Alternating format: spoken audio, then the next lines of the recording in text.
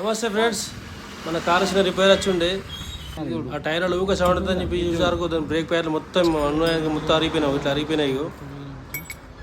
దాదాపు coffee inch ఉండే break pad మొత్తం అంత అయింది. అవి ముంగట 2 టైర్లు ఇప్పేసి మన వాళ్ళు ఇప్పేసి అవి కొత్త బ్రేక్ ప్యాడ్లు తీసుకొచ్చి ఫిట్ చేస్తున్నారు. ఆ పక్క ఇప్పేసిన టైర్ మళ్ళీ ఈ పక్క ఇప్పుతున్నాను. అయిపోయిన తర్వాత మళ్ళీ మంచి సర్వీసింగ్ అయిపోయాలి బండికి. అయితే ఇవి టైర్ తిప్పేసి ఇక కొత్త బ్రేక్ ప్యాడ్లు వేసినప్పుడు ఆ బ్రేక్ ప్యాడ్లు ఈ బ్రేక్ ప్యాడ్లకి ఎంత ఫరక్ ఉన్నదో చూసినా.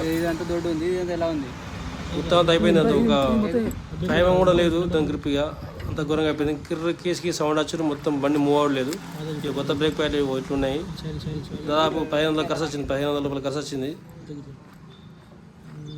మొత్తం బ్రేక్ ప్యాడ్లతోనే మొత్తం నా బ్రేకులు అయినా మన బండి ఆవుడు మొత్తం బ్రేకులు దిగి పత్తిలి మొత్తం దీంతో రాగుతుంది బండి అనేది. ఇంత స్పీడ్గా వేరే వీడితో రాగుతాడు బండి. ఇక దానికి బ్రేక్ ప్యాడ్ లోపల తొడిగించి దానికి గట్టిగా ఫిట్ చేస్తారు లోపలికి. టైర్స్ ఎక్కించారు, టైర్స్ మంచిగా గట్టిగా టైట్ చేస్తారు నట్ బోల్ట్ ఎక్కించి. బ్రేక్ ప్యాడ్ అది అరిగిపోతే మాత్రం దమ్ అవుతుంది.